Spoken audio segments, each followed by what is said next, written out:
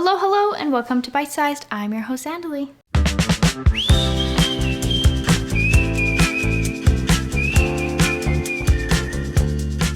Bitesized Podcast is a nutrition podcast focused on nourishing pregnant moms, postpartum moms, or babies starting solids. If that is something that interests you, be sure to subscribe and catch up on all our previous episodes. Before we get into today's episode, I want to remind you that the best way to support Bitesized Podcast is to share it with a friend, subscribe, and leave a 5-star review so that I can keep making free content for you. Last week, we covered how to properly hydrate your body in those early stages of postpartum, and this week, we're going to discuss how to properly nourish your body during this time as well. Nutrition during these days are exceptionally important, as not only are you recovering from birth, whether cesarean or vaginal, but you might also be breastfeeding, working on your supply, and in the strangest routine of your life through all of those night feeds. A nutrient-dense, holistic diet will help you recover, rebalance hormones, support milk production, and provide you energy for these days. When we look at traditional cultures and their practices surrounding nourishing new mothers, you'll notice some key consistencies. That is, a lot of the foods offered are warm, soft, and digestible. Some cultures even prohibited cold foods, as they are believed to be harder for the body to digest and may slow down circulation, which even included water. While I am not suggesting that, because you need to do what works best for you, and I know that personally warm water is not going to work for me. Try to think of your approach to nutrition during this time similar to how you might when you have the flu. If we ever worked one-on-one in any consultation, you would never hear me talk about calories. And while this is sometimes helpful for some people, I think it can be triggering and associated with weight loss diets, and that is not why we are here. Our aim is to ensure that you and your baby are properly nourished, so by focusing on well-balanced meals, nutrient-dense foods, this is far more achievable. Firstly, let's do a little recap of what a balanced meal looks like. This means a carbohydrate source, a fat, and a protein. Carbohydrates are our body's first source of energy and help build milk supply. For carbohydrates, our ideal form would be unrefined and whole. So ideally, think root vegetables. We need fats to help us stabilize blood sugar, balance hormones, and enrich breast milk, and keep us fuller for longer. Fats are going to be avocado oil, olive oil, butter, and ghee. Protein helps our bodies repair and rebuild tissue and muscle, as well as keeps us satiated for longer. Protein helps our bodies repair and rebuild tissue and muscle, as well as keeps us satiated for longer. Proteins are obvious for those of us who consume a more traditional diet, so would include chicken, beef, lamb, etc. Any sort of animal meat. For vegetarians or pescatarians, this includes eggs and fish. If you are vegan, you're going to want to consume a varied diet to ensure the amino acids from multiple sources can build full proteins in the body. If this is new to you, be sure to check episode 2 of the podcast, where we go into a bit more detail, and as a reminder, I do have a free guide on my website. It's all about balancing meals, where I share a lot of examples in each category, from ideal forms to those that I advise against. I also share more on vegetables, fruit, greens, dairy, and beverages. That is a free-to-you download, and you can get it at the freebies tab at bitesizedpodcast.com.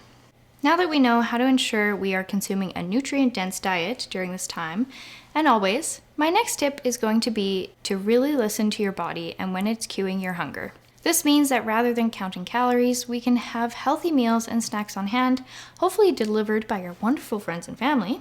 It is pretty typical to feel like your appetite has increased, or sometimes even feel insatiable during this time, as your body is working very hard. I would encourage you to listen to these cues. Now, there are some instances in which some moms experience a loss of appetite. This could be due to the fact that you might have had a C-section.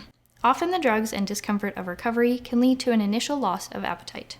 It should return, but if it remains and you feel dizzy, sick, or shaky, you should contact your healthcare provider. You may also experience a loss of appetite if you experienced hemorrhaging during birth. This would mean you lost a significant amount of blood, but again, it should return, and sometimes it can return very intensely, so be sure to listen to those cues and nourish your body. If you are experiencing constipation, this can also lead to a loss of appetite. Makes sense. I would encourage you to resolve this quickly, and then your appetite should return. Finally, a traumatic birth experience or postpartum depression can cause a loss of appetite. I am certainly not qualified to help with this, but I would encourage you to lean on those around you and seek some professional advice to work through this. Now let's get into some specific foods that will be beneficial during this time. Fermented foods are going to be a wonderful addition to your meals. Things such as sauerkraut, kimchi, pickled vegetables, and others like that are easy additions. Not only are these wonderful for digestion and nourishing breast milk, they also contain probiotics. So if you were administered antibiotics during your birth, this will help to rebuild your microbiome as well as your baby's. Bone broth. Now you'll have noticed this in both the hydration and nourishment episodes. And that's because it just serves double duty. While also being hydrating, bone broth is very nutrient dense. It's full of protein and collagen. You'll also notice it meets our traditional notes of warm, soft, and digestible. Next, we've got nut butters. If you're ever in a pinch feeling ultra hungry and need a quick snack, have that spoonful of nut butter. This can be peanut butter, almond butter, cashew butter, any nut butter of choice. The monounsaturated fats in nut butters are good for steadying energy and blood sugar while providing satiation, as we discussed earlier when talking about fats. This is going to be very helpful for new moms as they experience highs and lows from fatigue and hormonal fluctuations. Have you tried Fatso yet? It's my personal favorite as they have salted caramel peanut butter and regular smooth peanut butter with chia seeds, and they have a chocolate peanut butter. I love to use this for energy bites. Highly recommend checking them out. I wish this was sponsored, so Fatso, if you hear this, hit me up. Speaking of chia seeds are a great addition to your diet during this time as well. Once upon a time, I was on my chia seed pudding game, and that was amazing. So many flavor combo options, which would be a great plan ahead snack for you to make. Chia seeds are high in fiber, which helps to aid digestion, high in protein to balance energy, and are a good source of calcium, which is important for breastfeeding. Coconut is up again. While we chatted about coconut water and hydration, coconut flakes, coconut meat, coconut oil, coconut cream are all going to be beneficial during this time as well. Coconut is rich in healthy fats, so nourish breast milk, balance blood sugar, and provide satiation. It's also the richest source in lauric acid, which has immune-boosting, antiviral, and antibacterial properties, which are going to be amazing for you and breastfed baby. Root vegetables and squashes are going to be wonderful carbohydrate sources, as I mentioned. They're easy to roast, keep well in the fridge, and help to stabilize blood sugar. My last suggestions are two that people always turn their noses up at because they're not common, but they're really good for you. Grass-fed liver is rich in iron, which is needed after birth to replete losses, and is also rich in vitamin A, which helps to support the immune system and promote repair of the mucous membranes in the vaginal canal or the incision of a C-section. You can include liver in your diet by adding it where you might any other protein, doing a liver pate, or you could even do a beef liver pill sprinkled over your food if you really can't stomach the thought of real liver. Lastly, my other suggestion people don't always enjoy is sardines. They are a rich source of DHA, calcium, and D3. Canned sardines are a quick and easy addition to any meal and are also a very good first food for babies, which we'll cover later as well. I would encourage you to try to include these if you can. I was not a fan before, but then we went to Portugal and had sardines, and I loved them, so don't knock it till you try it. Next, I want to talk about some spices to add to your foods. These are warming spices, so staying consistent with our goals. We've got turmeric, ginger, cinnamon, and cardamom. Turmeric is known as a uterotonic, which means it gently stimulates the uterus, helping it return to its pre-pregnancy size.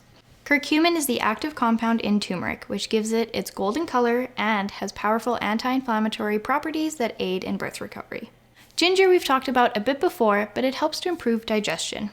I've mentioned digestion a few times throughout this episode, and if you think about the anatomy of pregnancy and birth, there is a lot of movement as organs shift to make room for the baby and then return to their original place. It also has lactogenic properties, which helps to support milk supply.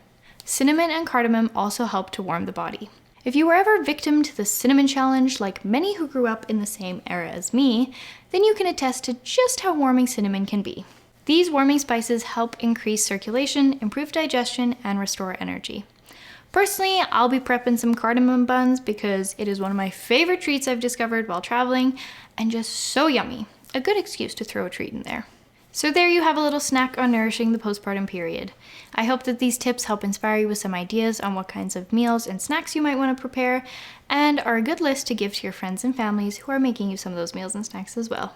I'm currently working on some meal plans for the various stages of pregnancy, and while I don't have them ready for you yet, keep an eye on my Instagram for those. You can find me at bitesized.podcast, where I also share some additional information and shareable bits to come hang out.